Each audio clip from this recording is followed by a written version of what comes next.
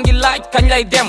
comme que assemblée sa gaay seeni tem bii le réew ñi ko jiite njëkk tardé duñu doon ñuy àtte mu ni rekk lañuy waate bii le réew yow mi amul yaa fi dëmm amoo fi sax baat got mbaa du dënga gëmm bii le réew innocent yang ca jeel ba te jëtuñu coupable boo amul moni deefa yow réewu seng ak njuufa wadd lépp maki ay milliards la ñuy uufa naan ñu dina baax yi ñaata at ci reen ñaata at ci en ñaata at ci fen no gisuñu kenn ci yéen yow ci yéen kenn dootuñu yéem no seen discours ma kàjj dootuma ko sax geet no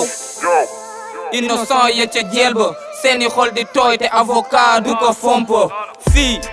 ki nga foog mooy sa bras droit mu ngi lay job ngir rekk bëgg doon sa roi yow argent contre vérité qui est le plus fort na nga sàmm yow sa dignité ténité xaalis du dicté tu riche accusé innocent de tuer biriqué nim tuutee taal flamme buy tiitle ngir yàlla seet si yàlla ni ngay dund noonu la tuutee bii le réew maa ngi laaj kañ lay dem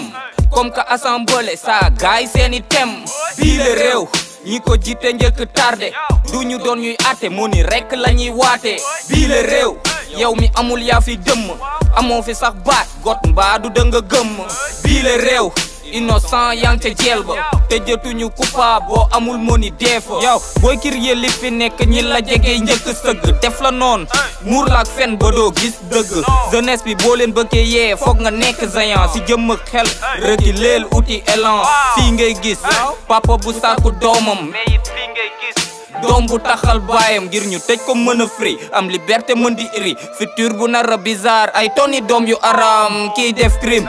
ak ki ñuy tëj du doon benn boo amul xaalis kaso à vie mooy sa penn góor jigéen ak franc-maçon rek a fees si biim réew ay artistes la ñuy ngemb di leen def leçon yu réew au pouvoir ak opposant mel ni Tom ak Jerry ku la ci gëmloo émergent nekk waxi ceeli lépp leer na léegi